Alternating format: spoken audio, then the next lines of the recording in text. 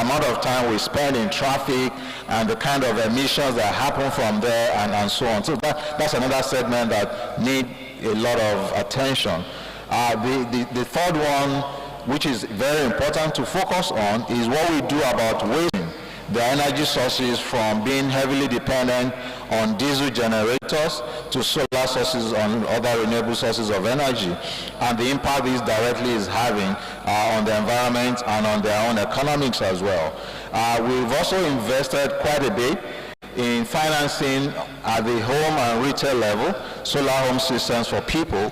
We've invested in supporting a domestic manufacturer or assembler of solar panels in Lagos.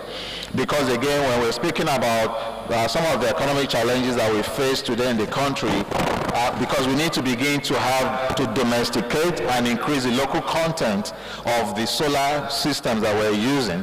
So we've got a client that we're supporting in this area, and we really are looking forward to more people. I mean, we shouldn't be talking about Nigeria and the amount, the sheer size of what is required in the different components, whether it's solar panels, for example, when you're talking about energy, whether it's the batteries, whether it's the inverters, a significant part of these need to be made or assembled locally. So if there's any investor in the room today is looking for investment opportunities, that is one area that people can really focus on. So we'd like to see more people play in that space. We're talking to a number of others who are at different stages of building out or developing their own project. So that is on energy, for example. If you come to transport, as Sterling Group, we're already pioneering the deployment of electric vehicle charging stations, right? Because we are deploying in different locations, because we sometimes think that there is need for infrastructure to either coexist or go along the same line with the adoption of the vehicles. Sometimes it's even important for the infrastructure to go ahead of adoption, because what we're trying to do is to incentivize, to be a catalyst to the adoption of electric vehicles. Today, a lot of us Nigerians are complaining, and the cost of buying fuel into our vehicles has become, out of reach for a lot of people. But the opportunity that lies within the adoption of electric vehicles is significant. And we're not just dealing in terms of just deploying charging stations. We're financing bringing in electric vehicles. We're also financing the local assembly of electric tricycles. If you follow the news, there are partnerships that we already started targeting at thousands of women in businesses in transport in Kano, for example, and we're out there assembling and domesticating and building local capacity, and we have battery swapping stations. Again, this is something that has started already. Again, we would like to see a lot more people adopt this. We can't do it alone. We need a lot more partners, a lot more collaborators, and of course a lot more financing institutions to be involved in some of these things. The third one that I would like to touch on is around waste management. Today we've got a scheme within all type loans that are given to people who can actually pay back with plastics, right? So what that means is that you can tokenize things that are ordinarily supposed to be waste or become nuisance to the environment, and these are sources of value and wealth to people.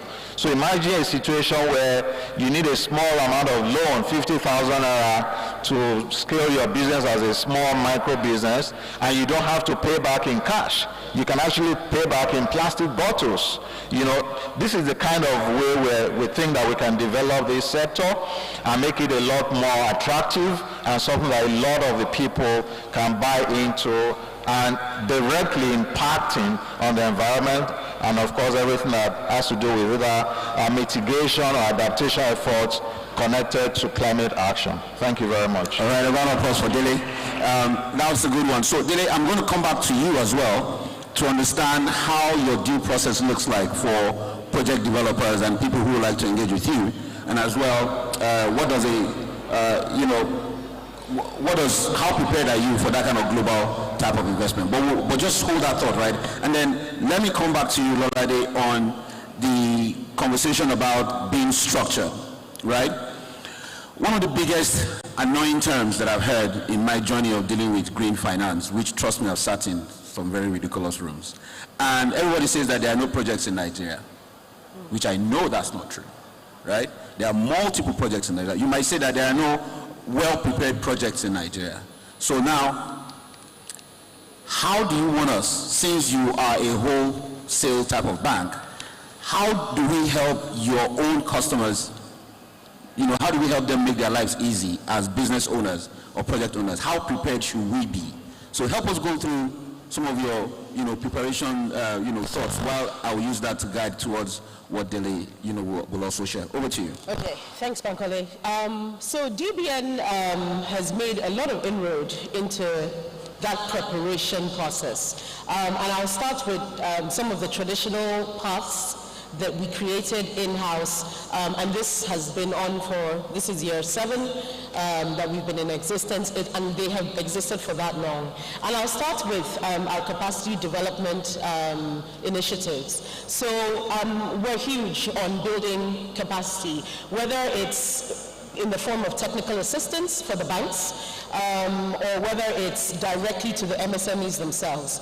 Now, technical assistance for the banks, you say banks they're over-knowledged, over-capacitated. But actually, starting the business, it was very clear that bankers didn't really know how to bank MSMEs.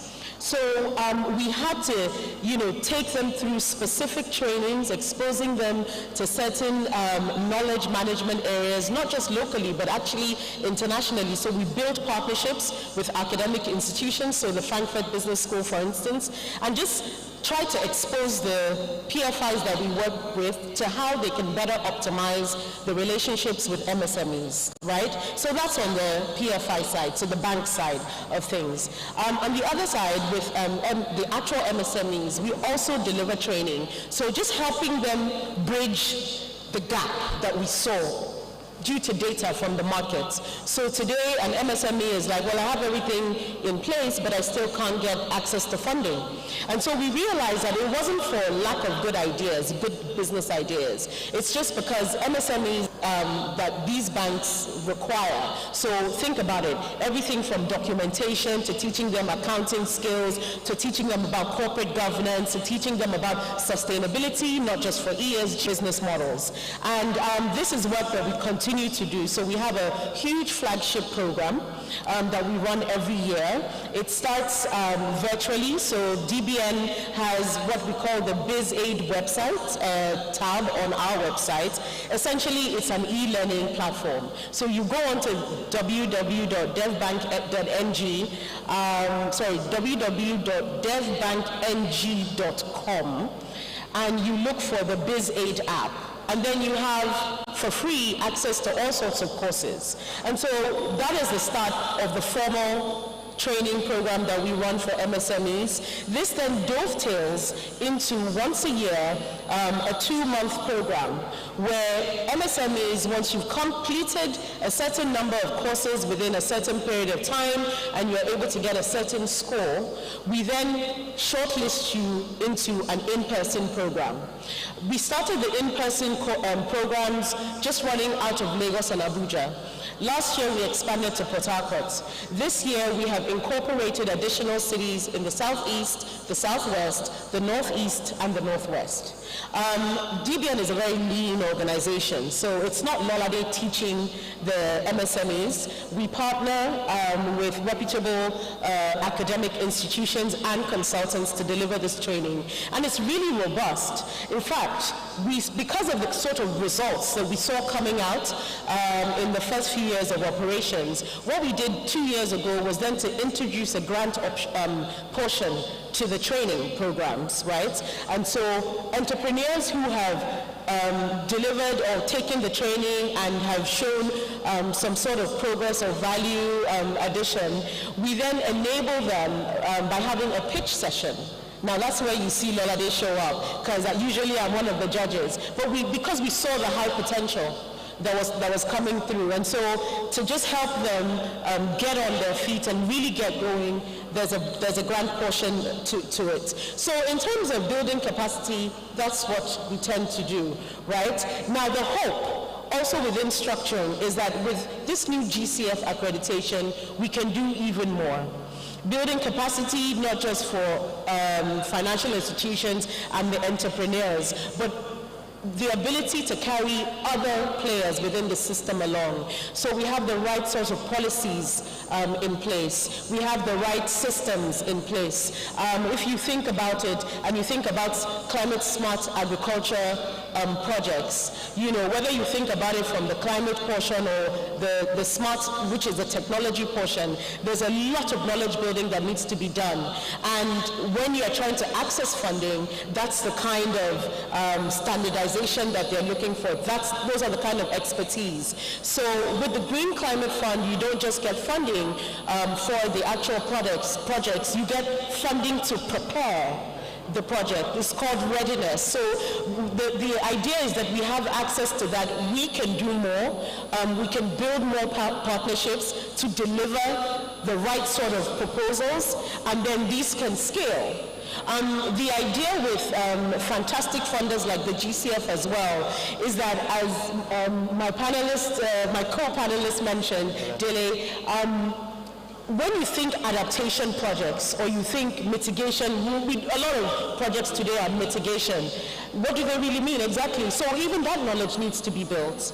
Now I know that Bankole, you are a player and you've started the conversation around Nigeria creating taxonomy.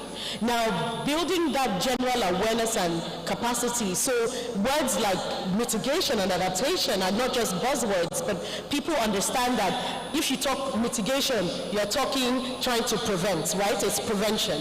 When you talk adaptation, you're talking resilience. To say, look, you're building a project that's not just for today, solving a problem for today. You're saying that we want to build resilience into our existing systems such that we don't encounter, or even if these climate changes continue to happen, we've built into infrastructure, we've built into resource management, we've built into early warning systems such that we're able to combat these problems that have arisen. And that's where the financing should go, you know? So of course. Thank you. Thank you so much, Lolade. Again, so we're almost like, you know, like we promised the organizers that our session will not be that long, it will be very short.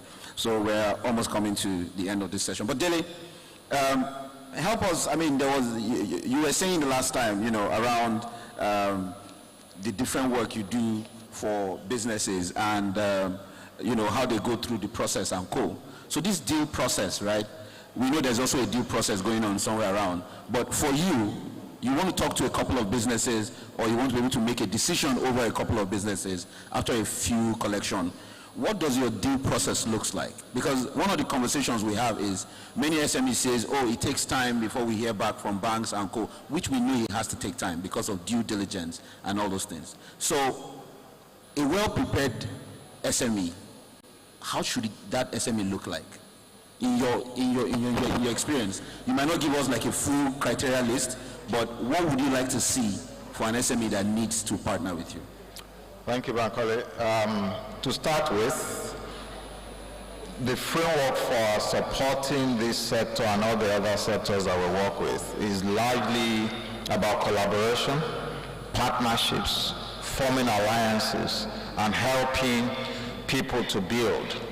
Now, having said that, what does a good, well-put-together SME business look like? To start with, again, you must have been able to document your business ideas. That ability to be able to put your business ideas on paper in black and white is very important. There are people who've got very great business ideas in their minds, but articulating it in a clear manner, in a language that your financiers can understand and relate with, is one of the most important steps that businesses need to learn. And it's not for the fault of anyone. Sometimes people go to international conferences and they actually do need interpreters for the audience to understand what they're saying. So what do I mean by that? You may be a business person, a great entrepreneur, but you simply do not yet know how to speak the language of financiers. There is no problem with that. You only just need to find the right kind of interpreter who will help you put your ideas together in a language, in a form that financiers can understand. And when I say financiers, I do not refer to lenders alone, because you might also be relating or approaching equity investors, right? That you would like them to take some risk with you in your business. So that is very important. And of course, there are very basic levels of putting business plans together. There are people who specialize in that. Now, if you do not want to speak to external consultants, you can then hire specialist finance people or business planners or those who are really familiar with this, right, to put them together for you. Now that may be even on a small scale. If you are dealing with large scale or mid-sized to large scale projects, maybe you want to do a mini grid or a portfolio of mini grids, or you want to set up a solar panel manufacturing business, you certainly need to have a more elaborate and more advanced level type of business plan that has financial forecasts and business models and all of those. Now, in our own work, even within the conventional banking space of sterling, we've seen experiences where we've had to handhold business owners who are less comfortable or less familiar with the process we have just described. Ideally, that is not supposed to be the work of a traditional commercial bank, right? But we've tried to do that over the years, and we're happy to do so. And that is my charge to anybody in the room today, maybe in that space. If you are struggling with that, feel free to approach us. We will handhold you. We will work with you, right? Either by referring you to the advisory department who can put this together properly for you, or even getting external support in terms of technical assistance, in terms of project development, right? Because there are project development steps, activities that need to take place before you start speaking about project financing, right? So these are the different ways that we approach, that we've tried to help from the standpoint of collaboration and support and creating alliances. Thank you. Great, a round of applause for Dele. And so let me throw you one more question, Dele. We know that there's so many conversations within the green space about big money, right? Sometimes this sounds like audio money, right? But again, we know that there are entities like yours that are really facing, that are market facing, that can access that from just like what DBN has got. And DBN's one is not audio money, is serious money, right? But so my question is, as one of the leading green economy banks, right, in Nigeria, how prepared is Sterling Bank to be able to access global financial instruments, possibly from a DBN perspective or from other global entities across the world? Thank you. The question is actually not how prepared are we. The question is how much of that have we taken already?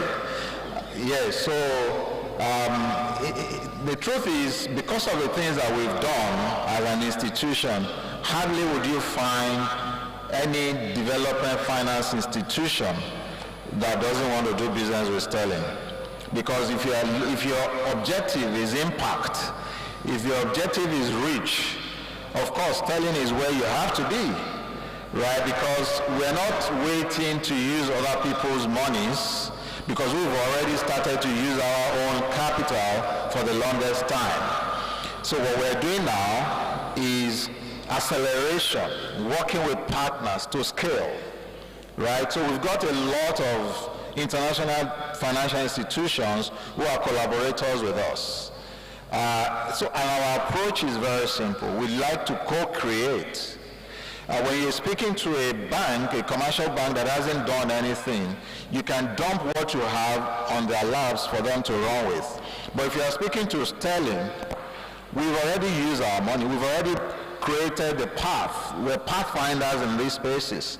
So we need to sit down with you and advise you on the quickest way for you to make impact by sharing our experiences with you on what we've done with our own monies. And that's what we see. That's what we do every day, right? So yes, today we've got a lot of collaborators. where we co-create things. And sometimes it's not even about the liquidity. Sometimes it's about creating risk participation framework together, right? How do we mitigate the risks together? How do we extend the horizon? How do we, if we're able to do 7 to 8 years now, how are we able to take this to things that can do 10 to 15 years? How do we pool resources? When are we going to move the market to creating large-scale green bond issuances, for example, where we can finance large-scale projects in energy, large-scale projects in waste conversion, and so on and so forth. So these are the things, these are the conversations that we are really keen and interested in pushing forward. Thank you. Thank you so much, Dele. A round of applause for Sterling Bank. And I like that part of, it's not about how prepared we are, but how many have we been able to access. Which goes on to, in the last few minutes, some of the things many of us have heard now is really around the opportunities around, in accessing climate finance. Because there's a need for us to be able to change narratives, right? If we're used to getting into meetings and conversations with cap in hand, we need to stop it, and we need to get into conversations with traction, right? So it's good to be able to align with organizations who have really achieved tractions.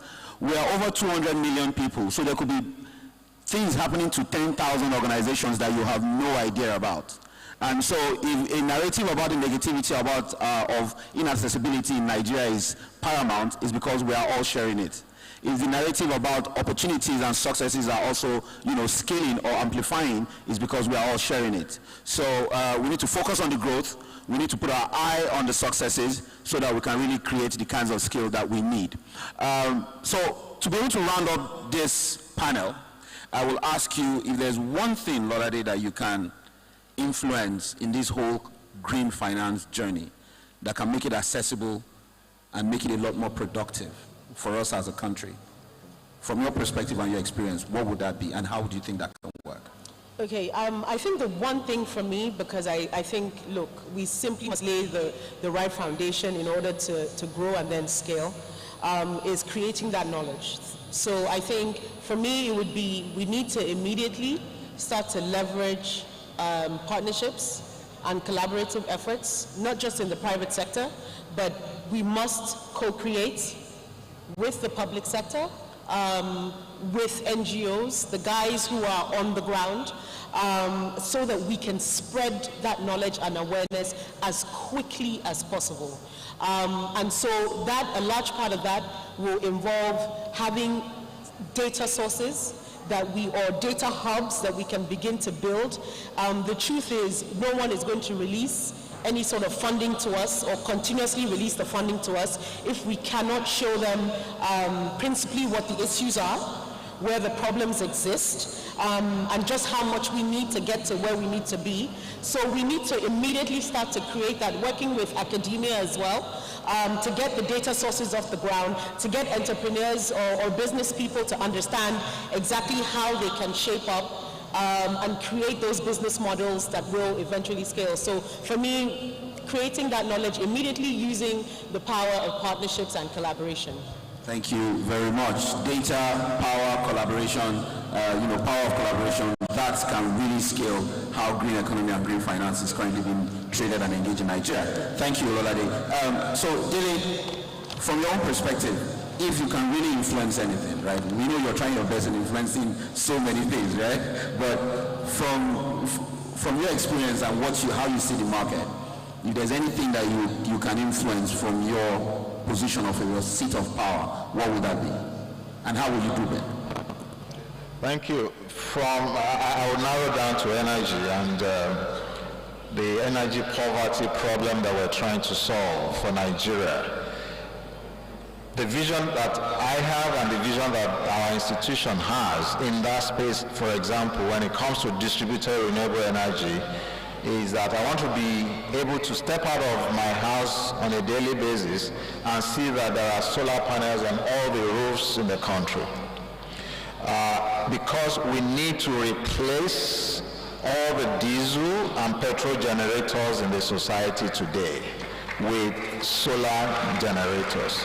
For me, if we're able to achieve that, not only are we going not only would we have created an enormous amount of employment that can compete with the employment opportunities that we've seen in GSM space, we will have created energy sufficiency for the vast majority of our people, and we will at the same time be solving the climate problem, because we would have been replacing and capturing and mitigating at the same time the impact that we currently have on the environment from the fumes that we generate from the diesel generators and the petrol generators. So that simple solution can solve at least 3 problems in the immediate. I'm not even talking about impact on businesses and the bottom line in terms of their profit. Thank you very much. A round of applause for Dele and a round of applause for Lola Day. But just before we stand up, let me give you a big recap of what has been happening so far. So in the last hour, we have had conversations around the possibilities within the green economy in Nigeria. How is it that we are not accessing as much as we can, and what are the stumbling blocks? Now, again, to reiterate what we said at the beginning, is that our interest is to change the narratives of talking about opportunities, not just the problems, right? The problems are very interesting to talk about, but the opportunities really are the ones that cause the, the possibilities that can happen. The green economy is live and is existing in Nigeria, and is going to create multiple jobs in the next 10 years.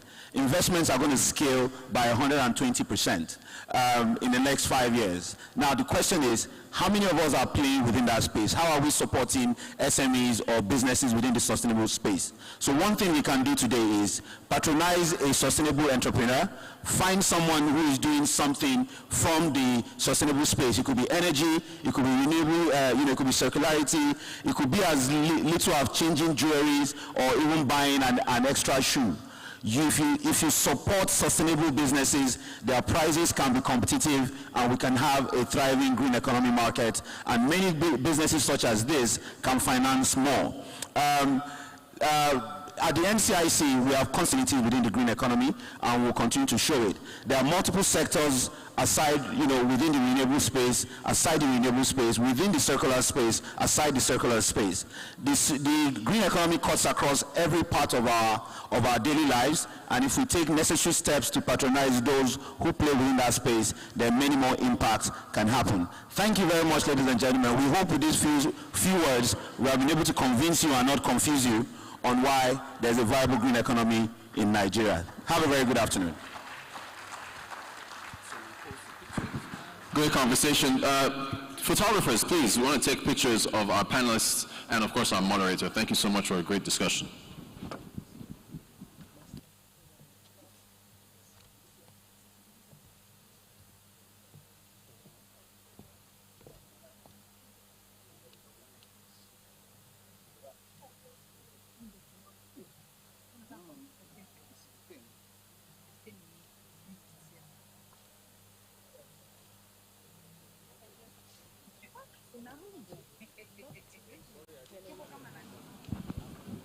Thank you all so much. We talked about the business modeling masterclass for NGOs in terms of attracting funding. That is taking place at the Grand Ballroom. Just make your way out there. You'll see it to your left. All right, ladies and gentlemen, I'm really looking forward to this next panel. I might even sit on the panel, honestly, because I have a lot of things to say about talents in Nigeria and attracting it and keeping it. So, talent attraction, African talents, and the future of work. Do welcome our moderator here. Yes, indeed. How do you even grow talent in Nigeria? How do you nurture it? What do you have to do? What are the tools?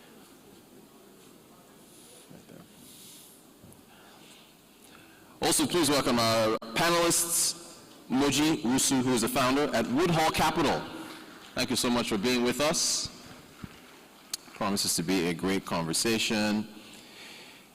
And yes, you're welcome. Also, Temitope Yusuf, Director, Internal Audit and Risk Management at IHS Towers. Thank you so much for being part of the conversation.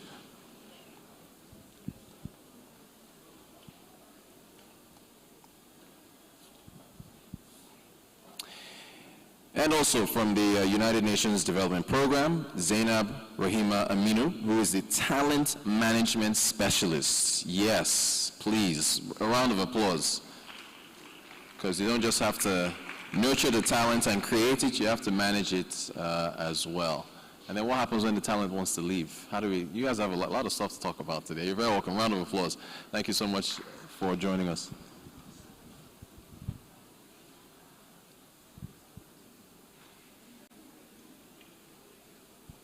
Last and certainly not least, Adewale Oyerinde, Director General at NECA, Nigerian Employers Consultative Association. Thank you so much for being part of this. Are you guys also going to talk about paying talents? Maybe the minimum wage conversation? There's a lot. You guys have a lot to discuss. You're welcome, sir. Round of applause as he joins us. All right. Take it away.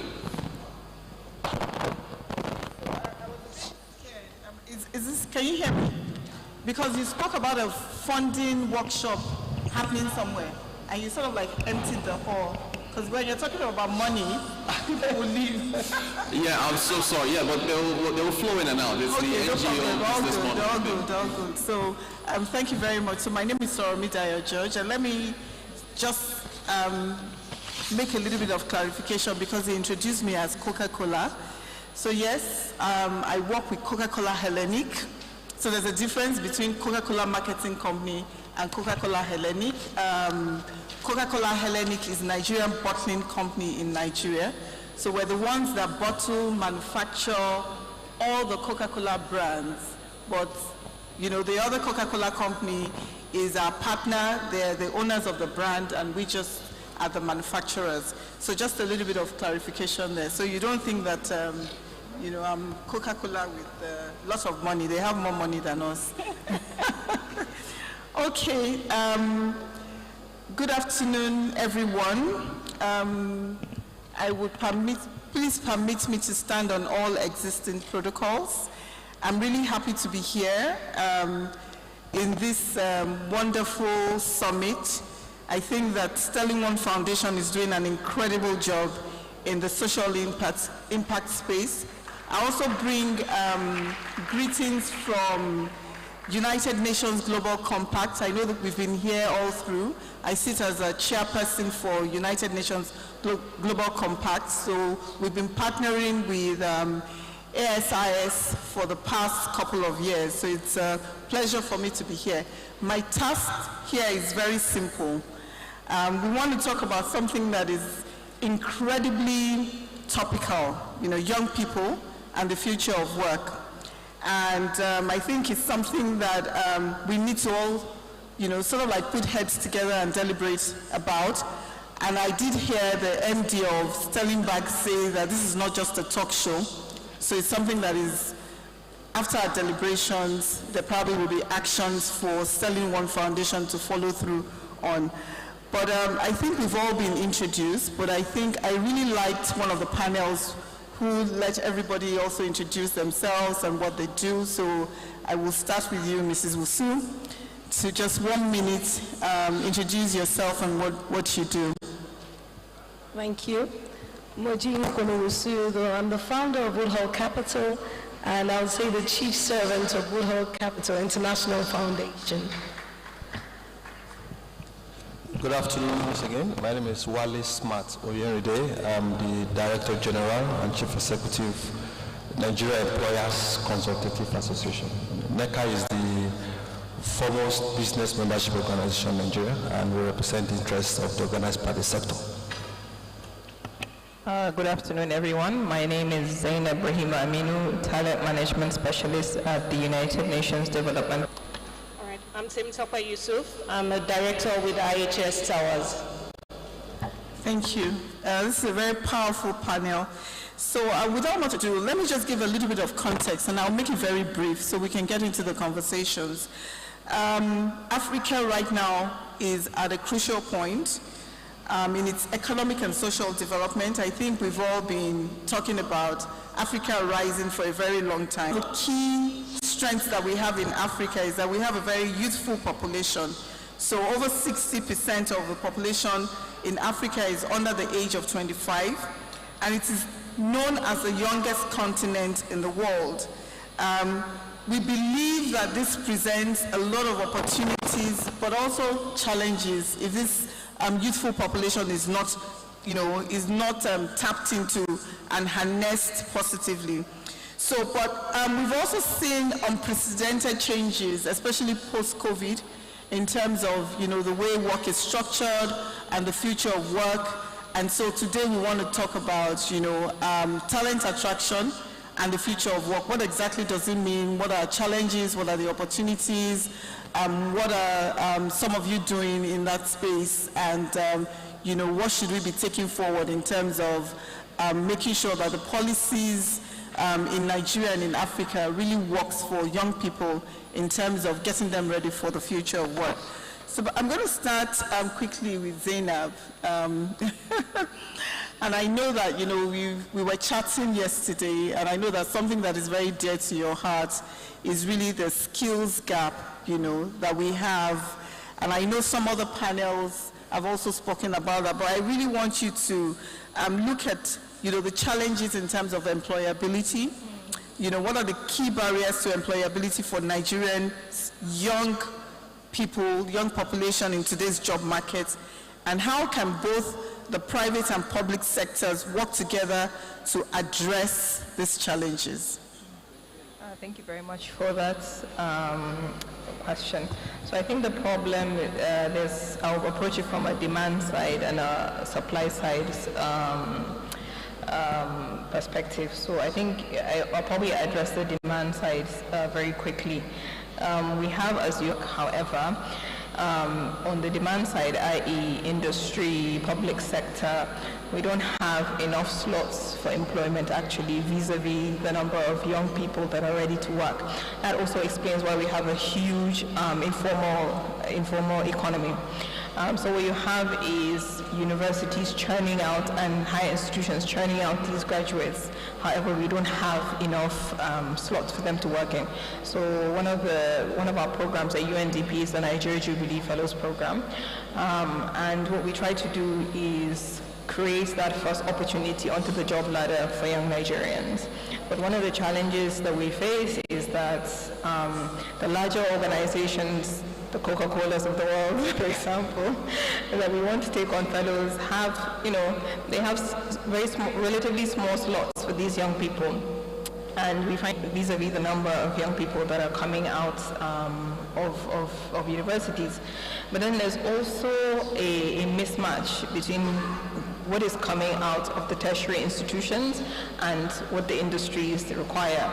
So aside from the fact that, we're trying to say, we have X number of young Nigerians we're trying to place, the host organizations or the employers are saying, we want backgrounds in STEM in particular.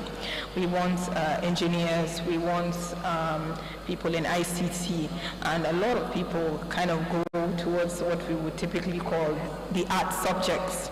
So that mismatch then creates a huge gap of young people looking for work, employers looking for employees, however, the employees that are available are not what they require.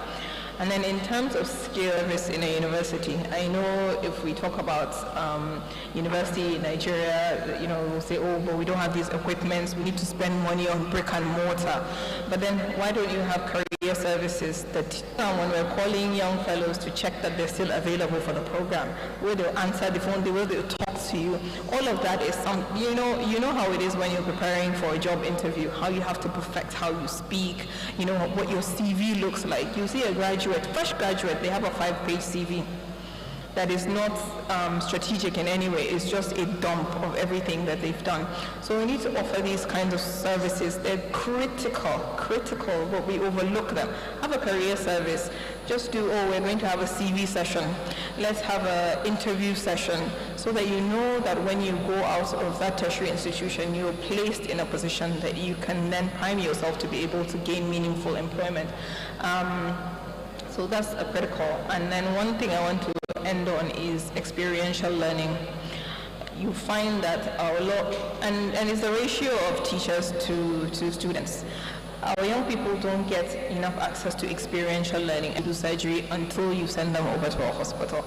That means that when they come to work, again, they're at a disadvantage because there will always be a foreign graduate, somebody who has had that experiential learning. And as they say, experience is the best teacher. So I think I'll stop on that. Those are some of our main challenges. Yeah. This is very insightful, and as you were just talking, I thought this skills gap, right, has been there forever. Yes. It's been there for, it's something that is recurring, and a question for me, and it just holds our thoughts, is, where have we gotten it wrong, and what more, how can we scale? Maybe there are solutions out there, and in my space, we do a lot of youth empowerment, right? And we started to scale it up. But when we started to scale it up, everything I was hearing is that there's the plethora of youth empowerment programs out there. Yeah. You understand? So just hold that thought in terms of, what can we do to just, is it that the population is too big, or, we need more funding or something like that? But I'll come back to you. Mrs. Wosu. So, when I was reading up about you, I was really, really interested. You're doing such a fantastic work.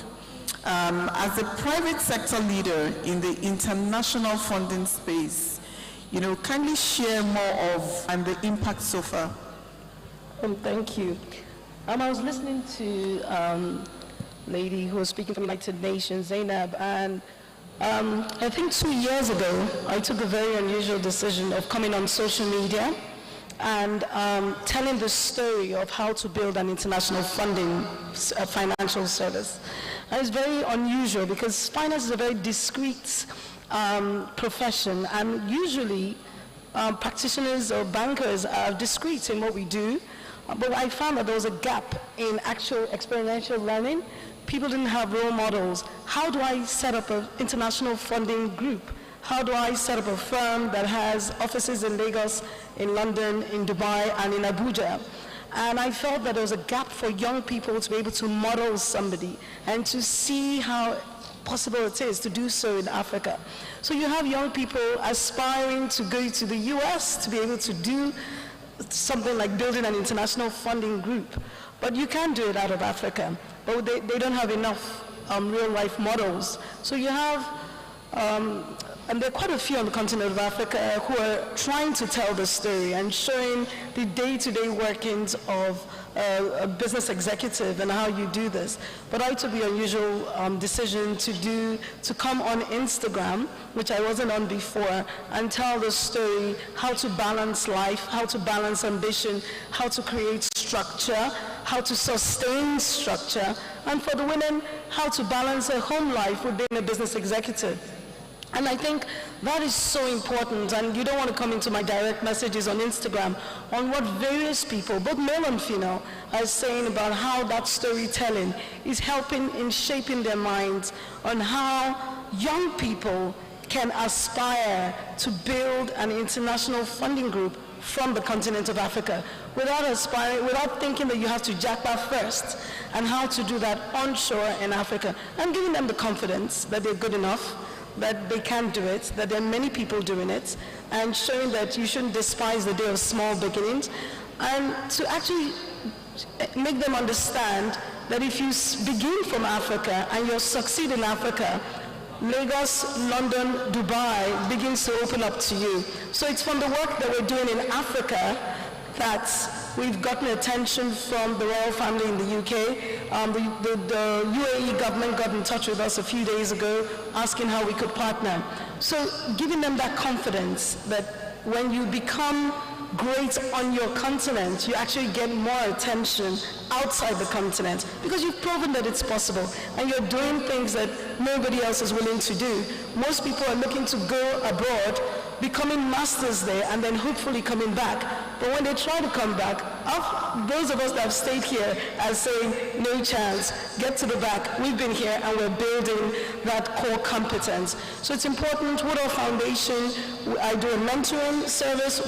We sponsor scholarships right from primary school to university, where we identify STEM students who are doing great things.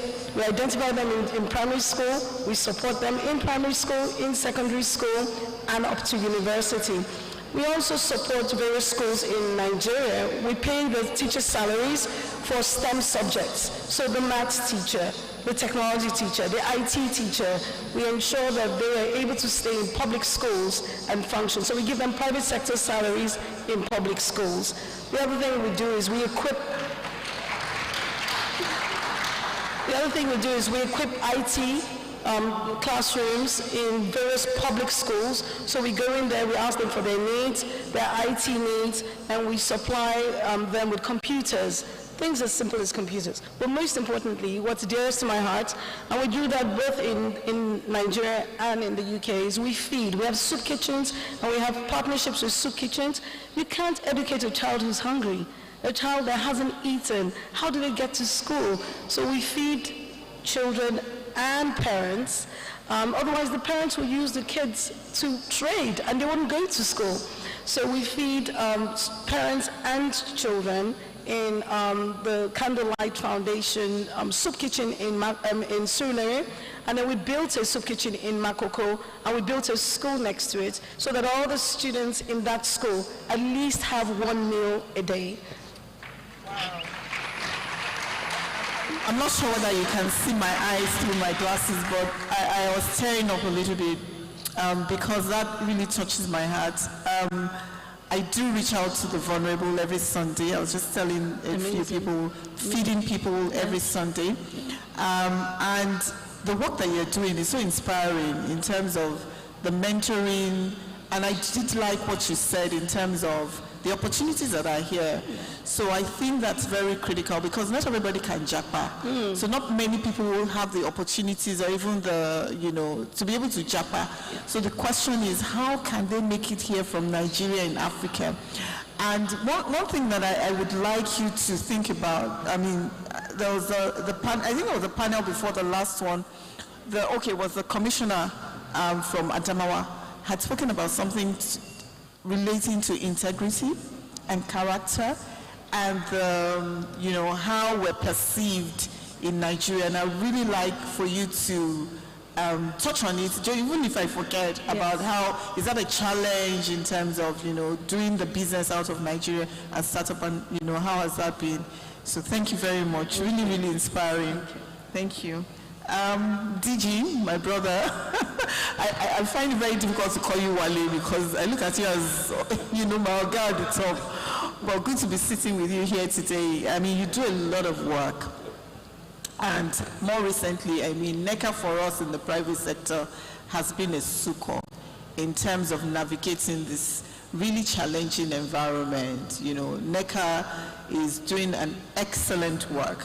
So against the backdrop of the work that you do at NECA, what support mechanisms are essential for fostering innovation and entrepreneurial growth? Thank you very much, and it's a pleasure being here once again. I think for all conversations surrounding entrepreneurship, concerning innovation, as someone mentioned this morning, if you are not in the public sector, you are most likely operating in the private sector.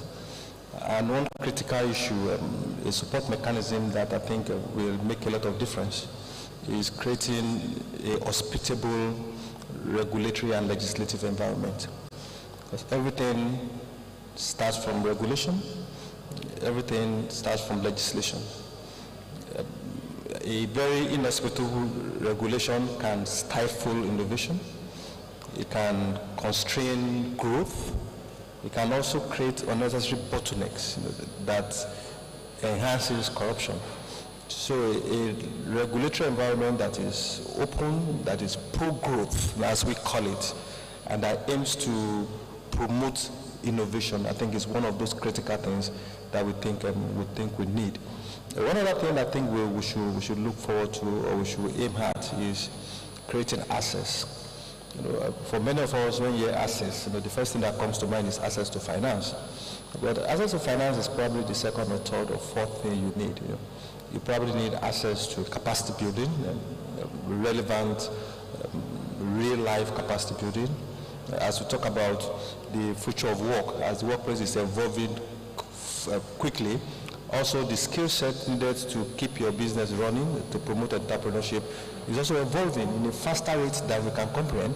So we need that. They need that opportunity to grow inherently first, grow organically first before the growth starts showing inside, outside.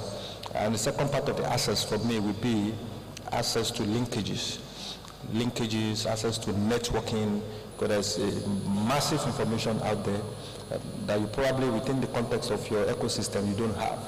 And you don't also have the means to break away from that ecosystem to other ecosystems, other uncharted terrains, where you can leverage the information and leverage the facility. So, three things: create a very good enabling environment, legislative-wise, and also regulatory-wise. And those are basically the issues we have in this country now. Core of the challenges that the big businesses face, basically, boils down to regulatory issues and legislative issues. And then, for me, create that access for them. Access to finance might come thirdly, but if you have the ideas and you are motivated enough to push those ideas, naturally finance, opportunity for finance actually comes. Very much. As you were talking, I was just thinking, so what can we do in terms of changing the mindset of regulators and letting them understand that the more they are able to stimulate growth through that enabling environment, the more prosperous. Obviously, there has to be regulation.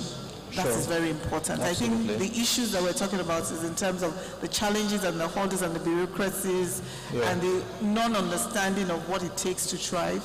Do you think if you had an opportunity to sort of like receive funding to be able to run like forums, educational campaigns, do you think that would help in one way or the other? I think it's less of the funding. I think the first thing is from the leadership at the top. Once the parameter for gauging whether you are working, in the private sector we call it your KPI. So once the KPI for the regulator is how many businesses you promote, how many businesses you are able to promote within the context of a season, within a year, and not how much you make as a regulator. The conversation will start changing. Circumstances beyond the business, somebody should pay for it. And somebody should be called accountable. So once we set that accountability, that look, for you as a regulator, whether you are NAFDAC, you are SON, we will judge you not by how much you make for government, but how much businesses we can verify that you promoted. Government, but how much businesses we can verify that you promoted. That way, the temperament of the regulators will naturally be more business friendly because they are now disposed to help rather than just create that siege around your enterprise. And I think that's very important. 133 million Nigerians in multidimensional poverty, a sizable number of those in absolute poverty. It's very critical that we begin to think differently. Thank you very much. So Temitope, let me come to you. So I wanted to find out, so what actionable strategies can be implemented immediately to... And I'll take it from where the DG stopped in terms of government and the regulators have a huge role to play in how we further talent development in Africa. So for example, when we think about what percentage of the budget, of the national budget, for example, is allocated to education, it's about 6.5%, which is sizable, you may say, but it's significantly lower than the UN recommendation of 15%. So that's the first step.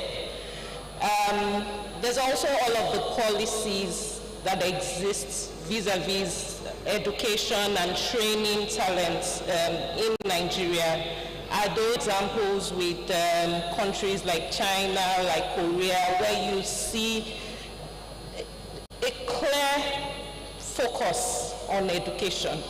Very recently, I mean, there was some social media posts about how Africans were in a forum, and when Nigerians spoke, you could tell that there was an educational gap.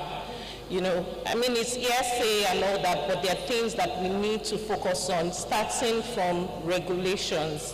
How do we invest in the sector and put in place policies that promote education? So that would be the first category of people. I think the next category are the educational institutions in themselves. When you look at the curriculum that we have, does it serve the future of work? I had an aha moment during COVID when my kids transferred into an international school, and I was privileged to go through their curriculum with them. And the first thing that struck me was that this curriculum, different from where we were coming from, was positioning the kids for the future of work. Because you then had them thinking, not just learning for learning's sake, but thinking about critical reasoning, problem solving, self-management, emotional intelligence, a lot of things that as young people, we only started to learn when we started working. So I'd say our educational institutions in Africa, how well are we positioning the students for the future of work? And that's partly where there needs to be public-private partnership as well, in terms of how involved are the private sector in the development of the curriculum of those institutions as well, to let them know what is needed, all of the STEM, digital literacy, all of those vocational skills that are needed that are not necessarily being covered by the educational institutions. The third category of people, I would say, is the private sector, a nice segue into the private sector and the NGOs. One of the things that is coming through clearly, even when you sit on interview panels for new recruits, is that there's a clear gap. You know, you sit on those panels, even to express themselves, to convince you that they have what it takes for the role, you can see there's a gap. You know, so how well are the private sector themselves engaging the schools to say these are the things we need, these are the gaps we're seeing, you need to clearly change this. In my organization at the moment, what we currently do is we have a program called a technical skills acquisition and the general skills acquisition program, whereby we bring in fresh graduates for a period of one year thereabout. They're going around departments, just shoring up the skills that ordinarily straight from school they should have, you know, and ensuring that they are fit for our business to be able to scale. So those are some of the things that I think private sector should do proactively to ensure that we close that gap. And of course, there's the individuals themselves. It's so important that as you're going through school and you're clued into what are the requirements of the future of work, what are those emotional skills that you can what you're saying, and as you were talking, I was thinking, are there opportunities for us to collaborate? So we focus a lot on actually the young people who have come out of this system and haven't been tutored. Yes. Right. So we try to sort of like rectify the issue with whether we bring them into the organization and we're taking them through some sort of like training, or we go out there and we do all these empowerment programs. Do you think that maybe there might be, well, we're actually looking at it wrongly. Maybe we should be focusing on the teachers themselves and seeing how these teachers who are building their capabilities and getting them to really understand, so that the students and the young people go through this educational system and they are being taught by people who are really skilled, because we focus our attention on them and not necessarily trying to rectify the issue. Maybe that's something that... Yeah, so I was going to say, so one of the things IHS is doing at the moment, we call it the Limitless Institute, whereby we are training teachers on STEM education for space exploration. And it's a global initiative. There are about 10 Nigerian teachers on that program at the moment, whereby you're just taking them through the STEM education for space. Another thing we're doing is connecting schools to digital infrastructure by virtue of our base stations around the country, in Nigeria, for example, and beyond Nigeria, everywhere we exist. It's called the GIGA project. The idea of all of these things is to build capacity of the teachers and the educators themselves. And I think that would go a long way. I do agree with you that it's an area that's of focus if we want to solve this problem at the roots. Okay, so maybe we can scale it up and get more people in that space. Thank you very much for those insights. Mrs. Wosu, I should have you on my podcast. Okay, so with offices across Europe, UAE, and Africa, how do you think that can Africa best embrace technological advancements to create new jobs? To some of the questions you asked, and then you would obviously fit into on using technology, because it's not so much as using technology, how are we using it? And we talked about integrity with youth and the image that Nigeria may have or Africa may have in the global community. So those opportunities that are meant to be harnessed by the youth, if the image that Nigeria or Africa has is not exactly positive, then there's a barrier, there's already a ceiling to how far they can go.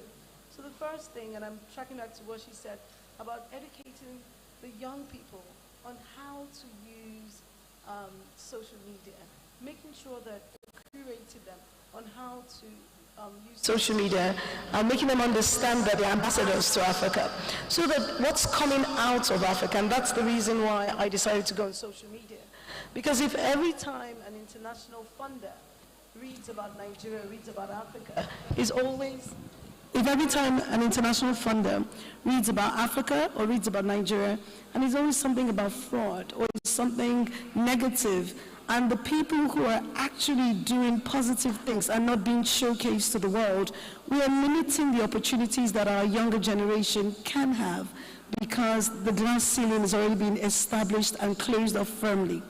So a part of it is educating them and making sure they realize that they're ambassadors, and that what they post on social media, what you say about your country, is actually cascading to the opportunities that you may want to get later in life.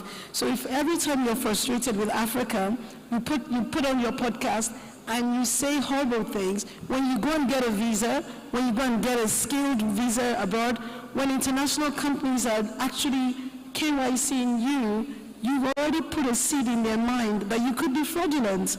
And so the older generation like myself, that we Africans give. We do give, and what we're looking for is not more funding. We're actually the ones funding charities in the UK. We're looking for partnerships, we're looking for technology alignments, and we're looking at importing some of the best practices into Africa. So it's not all about money all the time. So when we took a strategic decision to let our foundation fund, although when you convert it, it's so expensive, but it's a strategy. We decided that we want first change perception of African and African foundations, and to be able to influence what they see about Africa and what we can import. So one of the foundations that we're partnering with, and we funded them, we're actually bringing, and then they would also bring students from the UK into Nigeria, where that's our test pilot. So technology should be used in the right way. Now, companies like Woodhull Capital, we have opportunities to partner with some of our partners. I think they're in the whole Afrexim Bank, and a lot of the technology that we are deploying in Africa is manned and found by Nigerian youths and young people in Nigeria. And we are trying to make sure that we deploy those to companies to solve various supply chain issues for Africans with international suppliers, and making sure that we can use technology to upscale. We are doing a lot, and I really like the fact that you've gone into the UK and you're giving, so that, you know, that perception about us wanting and demanding, yes, you know, is changed to say that we actually can then, you know, do something really different. But you're doing so much, and in terms of support, I do hope you're getting the right kind of support, partnerships for your different projects. So initially, we don't take third-party funding because we wanted to also prove to ourselves that this is something we really want to do. And sometimes, if you start off looking for third-party funding, you could actually get distracted. So we wanted to hone in on our belief system, and now we're open to partnerships with third parties. But sometimes if you start off fundraising and looking for funding elsewhere, you may dilute the original theme in which you started and why you started the foundation. But of course now, after 10 years, we're open to finding partners that have the same value system as, and that takes a while to make sure that you're partnering with the right partners, you're identifying people who are trying to solve the same problems. Excellent, thank you very much. DG, you have a vast network and, you know, collaborations really across, you know, vast area. So can you share some successful examples of entrepreneurial ventures in Africa that have positively impacted the workspace? Well, I think two will, naturally, because of what we do and the collaboration we built with these entrepreneurs, I think two actually come to mind. We probably all know operate in the platform economy, and the platform economy is something that is also coming to the fore at the global level. You know, some time ago, I think 2-3 years ago, when we have Gokada and the likes, when they came up and started running their business, the government couldn't. They found it difficult to contemplate how exactly are these guys running. And there was a misapplication of regulation that almost ran all of them out of business, notwithstanding the level of unemployment we had then. So Shortlast is one business that I think has changed the workplace, considering the environment in which we live.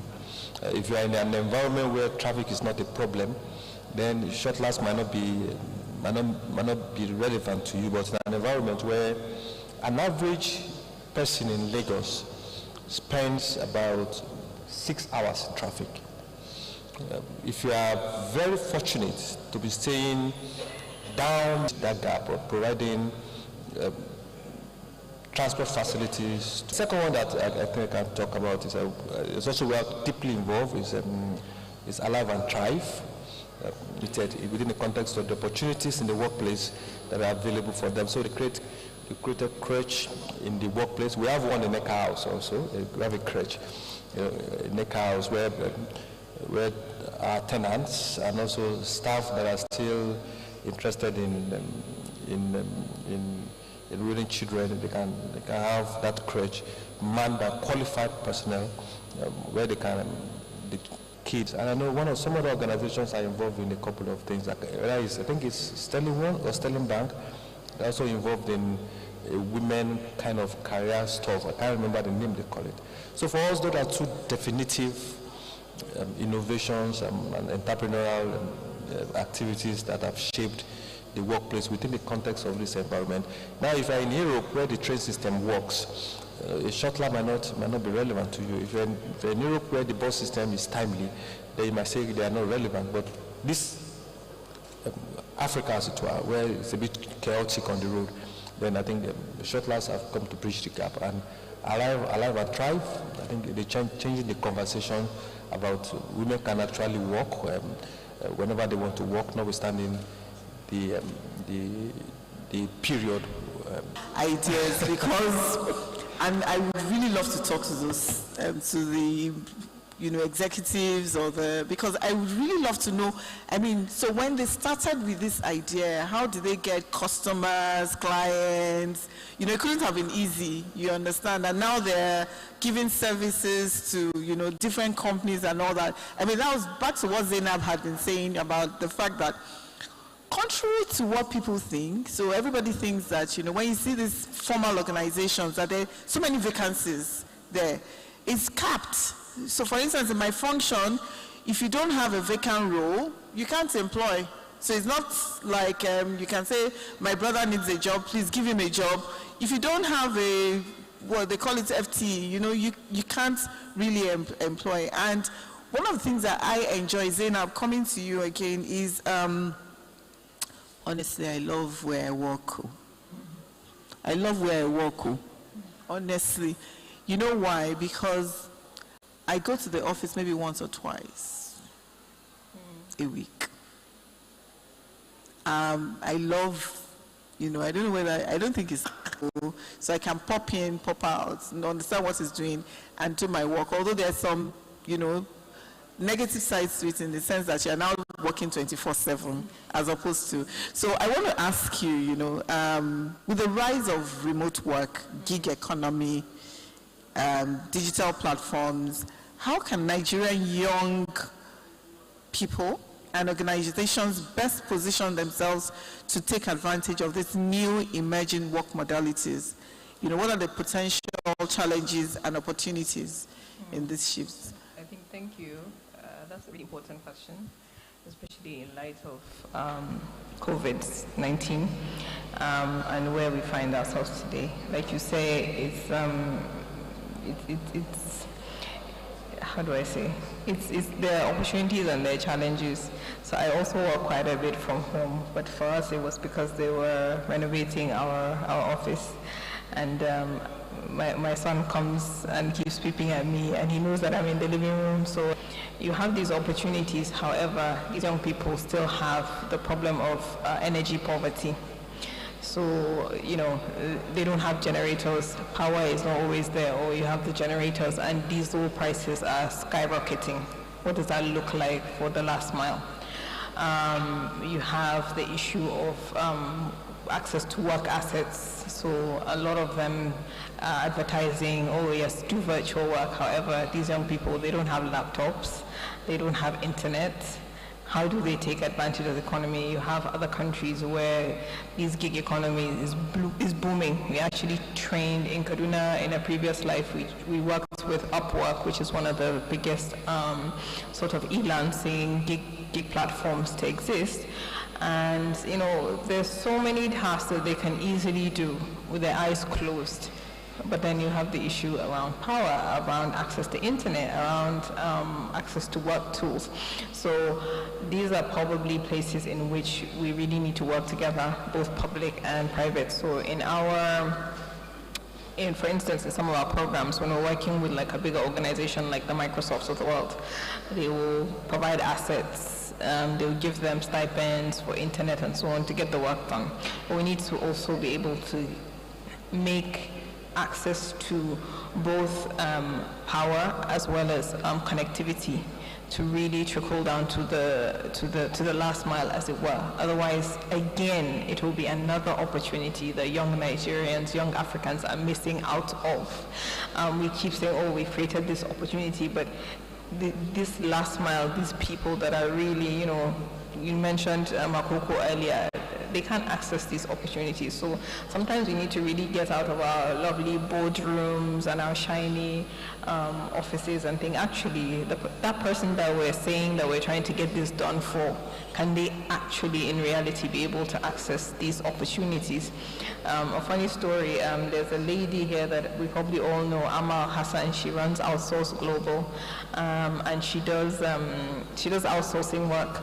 And you know, typically when we think of outsourcing, we think of all the call centers in India and stuff like that.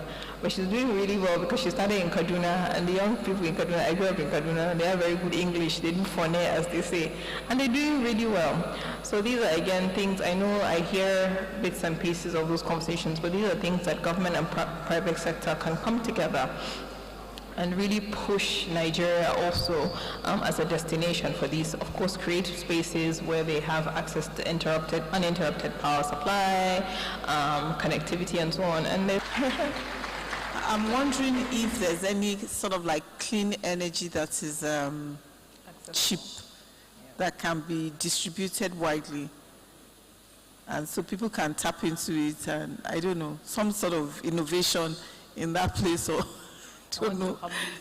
It's not my forte, so I cannot speak. I know, it's just a thought. It's just a thought. Temi Tokpe. I wanted to say Temi, sorry. How can stakeholders, so the strategies and the points that you were talking about before, I think we've actually spoken to one in terms of, you know, maybe more collaboration, looking at youth empowerment from not only just the young people, but also, you know, the teachers, the lecturers, building the capacity. Is there any other thing that you think we should be looking at in terms of putting it into practice, you know, effectively and practicably? Maybe beyond the individual initiatives that there are, is for a cross-section of stakeholders to come together and treat this like a project, right?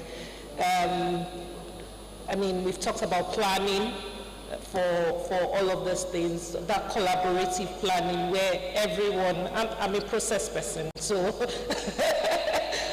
so my brain tends to think in processes, but right now it feels like there's pockets of solutions being put in place, there's pockets of ideas. There's a need for everyone to come together, the major stakeholders involved in this, set a clear objective, clear plan, and measure impacts as they go along. And I would imagine that those things exist already, but just clearly communicate what the goal is as it relates to talent development in our various countries in Africa. I'll start from Nigeria. What is the goal, and then how are you measuring progress? Bringing everyone together, there'll be those ideas that will come through, just that will impact everyone, and just measuring progress per time. That will be mine. We'll note that and we'll take that forward. So I'm going to open it up now to everybody. If there are questions, please I don't know how we're doing for time. Sorry, I got so involved in the conversation. Any questions? Okay, there's somebody else there. Thank you very much for the opportunity. I'm Dr. Adiri, the State Commissioner for Education. I just quickly want to mention some things. I appreciate you, and I'm particularly happy about all the things that you have discussed. I agree that we should have a periodic update of our curriculum, because there are some things that are becoming obsolete, like in my father's time, they used to learn Latin. Nobody teaches Latin anymore, and I don't think anybody does classics anymore. But I want to draw attention to some things. The soft skills that we were talking about, it isn't that we don't have CSOs that are partnering with the government and donor partners that are working on these soft skills and capacity building for our teachers and the students. It is just like the microphone. We can't hear you properly. You cannot hear me. Yeah, just put it closer. Closer? Yes, thank you. Is it okay now? Yes, fantastic. Okay, thank you very much. I'm saying that I appreciate everything that has been said, but I want to put some things into perspective. I said the curriculum, actually we have to update them. I want us to remember that curriculum is a framework. It does not tell you the details of all the things that you're going to do in the classroom, but I agree that we are supposed to be updating them. And I want to remind us that some CSOs and some donor partners, they cooperate with government to ensure that we teach the teachers, we build their capacity for soft skills. But instead of integrating it into the curriculum, we treat these things as core curriculum. We don't even call them extracurricular activities anymore.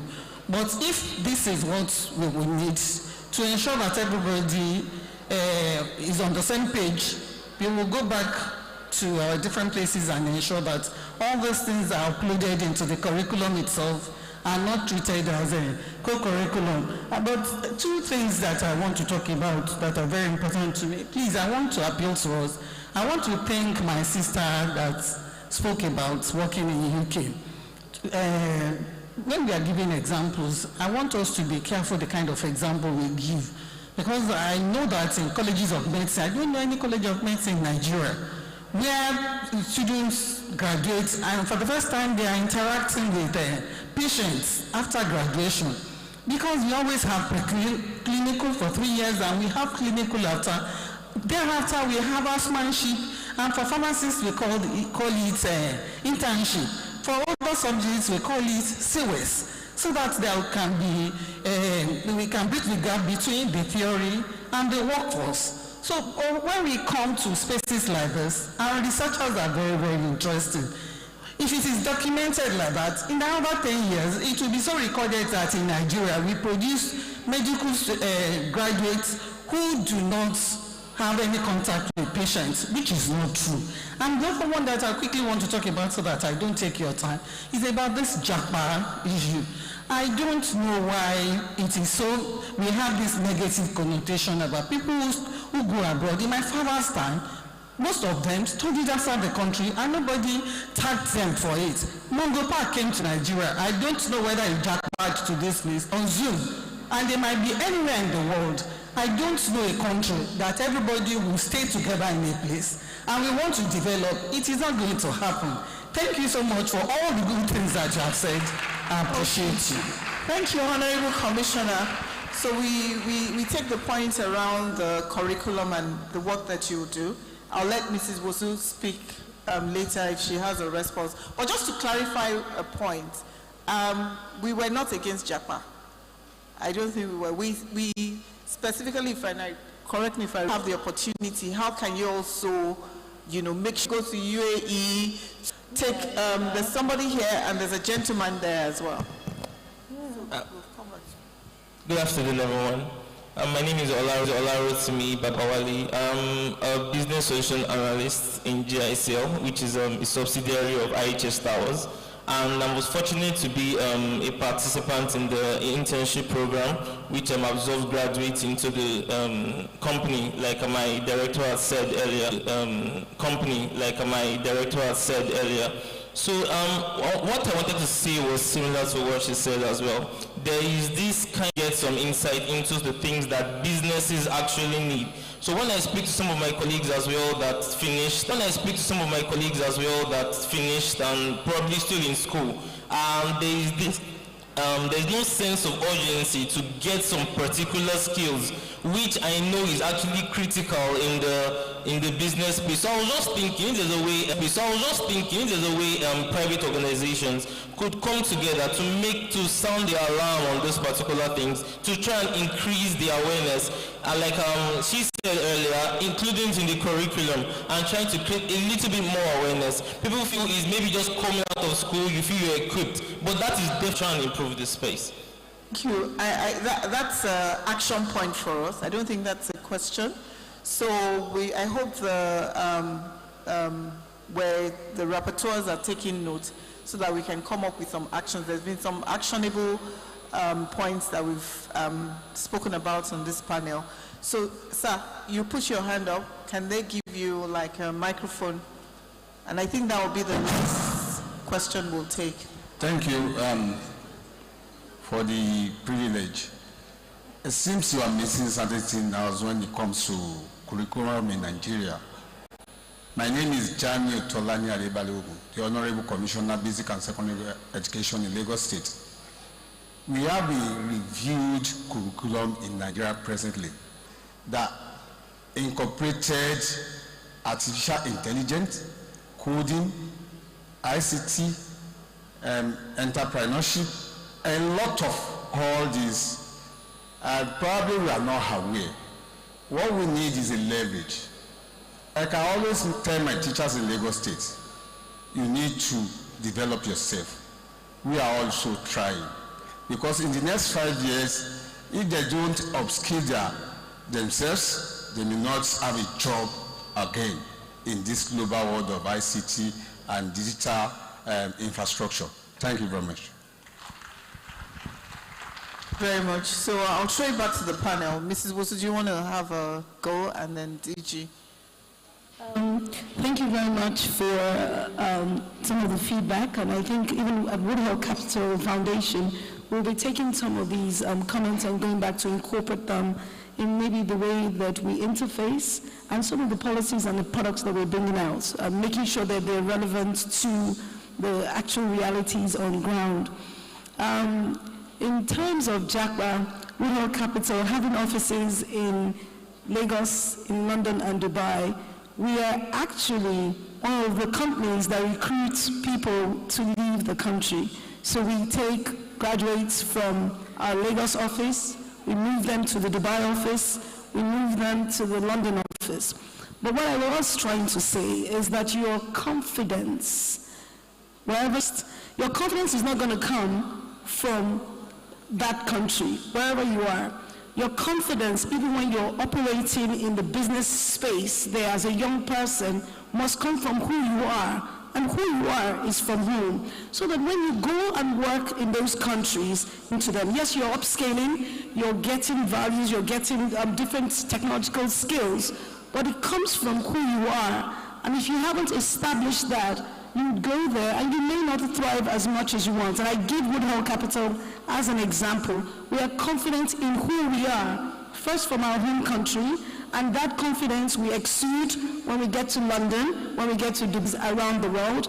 But I say again, no matter what, if you're not confident in who you are, you will not be able to imbibe or rebibe some of the things that you're going outside to gain. Thank you. DG. Well, it's slightly different perspective to the context of first, the Honorable Commissioner just spoke about the issue of the curriculum. I think for us in the private sector, I think it's more of you can only shake me when you have a clearer view of my hand. So if you are saying there should be a handshake, then the gown must understand not only the explicit needs, the inherent needs of the private sector. You know, and we have advocated, probably this is not the forum for it, a kind of adopt and adapt kind of engagement where the businesses identifies the institutions and adopt those institutions. You know, hardly will you see a high-flying organization, especially multinationals, that doesn't have a training school. Why are they running training schools? Because the products, rightly or wrongly, from the universities or colleges, they are termed unemployable. So the businesses create new structures to train them. So if we come to with a kind of an arrangement where rather than create new structures, adapt their curriculum. That one is the JAPA issue. You know, we have a different perspective to it. You know, if you are developed and your talent space is saturated, then everybody moving out is okay. We are not developed. We are not a developed country. And our A team, for economic reasons, basically, the reason why they go out is economic reasons, basically, socioeconomic reasons. And our A team, our first 11, they are going out. And we feel is okay. If you run a business, a real business, where you need talents to run it, you know, we know what happened with the banks, with the financial services, even the manufacturing, where you come tomorrow, even the head of HR that say you shouldn't jump out, the next day you hear that he has gone. Then you realize the crisis that we are in, that look, we cannot develop beyond the level of our talents. And if our first 11 across board They're all living. Then the cost is a source of worry for us. Thank you very much. Actually, I remember the situation when I was in the hospital. Honestly, almost all of them, they had lost, they were going in batches. So the question is, I started interviewing some of the nurses and all that. They said they're on their way out, so there's you're right, there's a real crisis actually. I didn't think about it that way. Thank you for that perspective. Zainab. Sorry, not to overflog the issue, but Japa will always be a hot topic.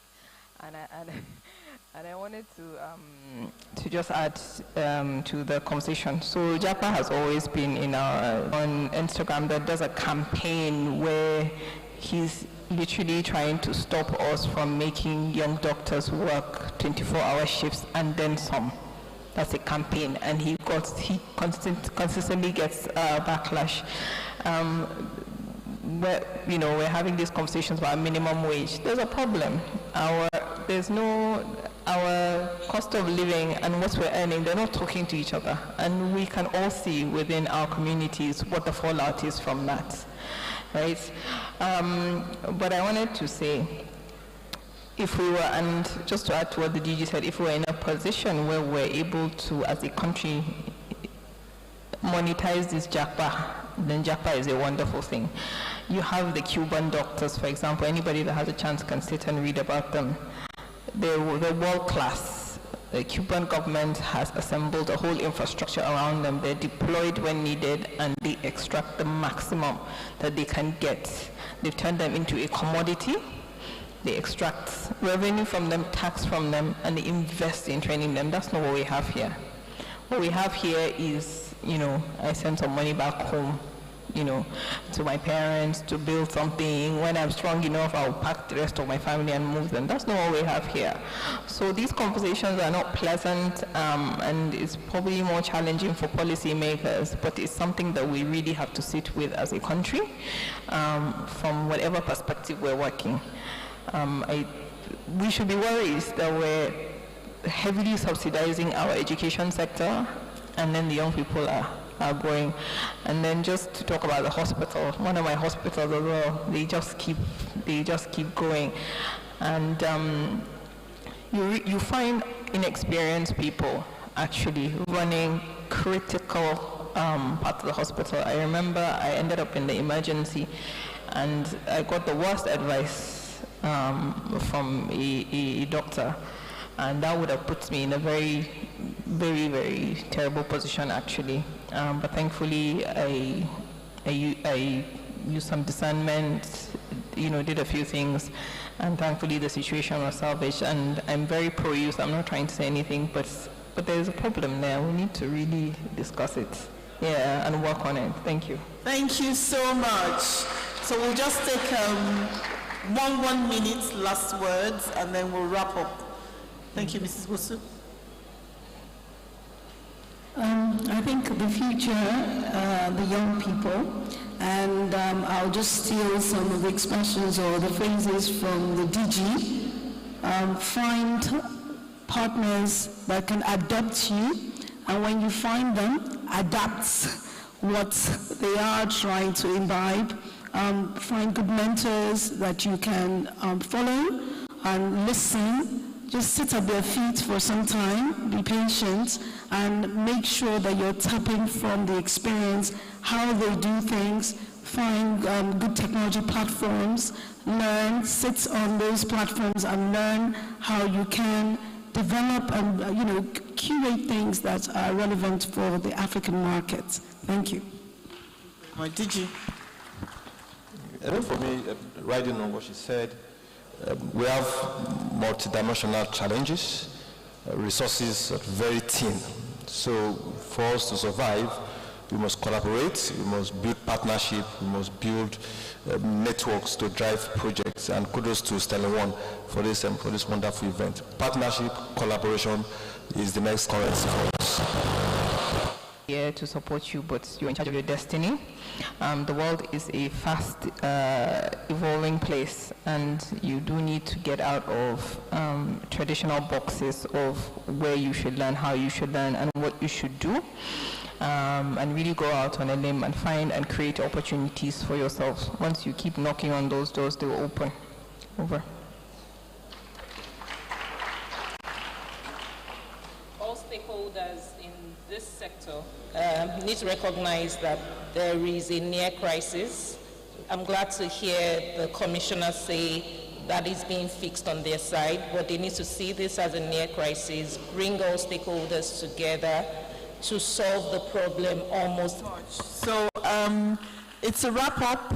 I just want to wrap up and say that we'll be, from our own side, the Coca-Cola system, Hellenic and the marketing company will be working with Stalin One Foundation on a youth empowered program that would end in providing internship opportunities for young people.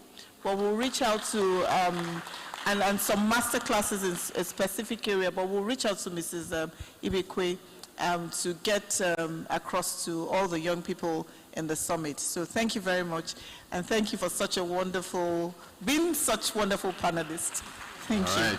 Thank you so much. Panelists, do have you take some pictures, and we actually will have you stay on because there's a new report that the One Foundation is launching in just a moment. So as you're taking photographs, we'll just ask you not to leave quite yet. Here is Pedri Bekwe coming up right now, the engine of everything that's going on. Please give her a round of applause. Most hard-working individual. Thank her so much for all her work. She's coming to take some pictures with you. And also, as you're taking photos, we want to call on Dr. Ama, who is the founder of the Live Abundantly and co-founder and vice chair of the Africa Sustainable Trade. So have her come up as well.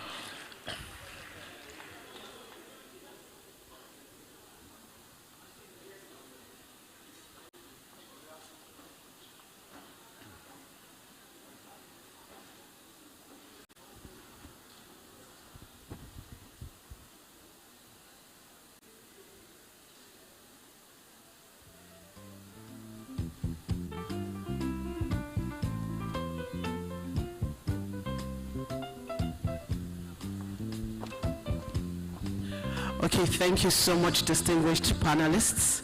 So this is going to be at the Africa Social Impact Summit. During the NGO workshop, the non-profit organizations in the room requested for data. They wanted to have an understanding of what private sector organizations were investing in when it comes to social impact. The analysis of CSR investments of select listed companies, to make it easier for us to identify who our potential partners can be in the private sector. And it's a first step towards increased partnerships. We're using the opportunity to launch it today.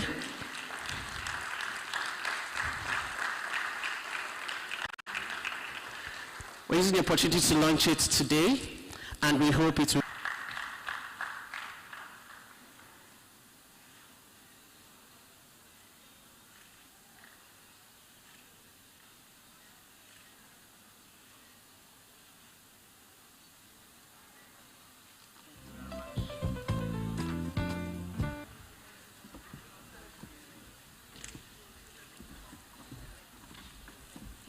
Thank you so much.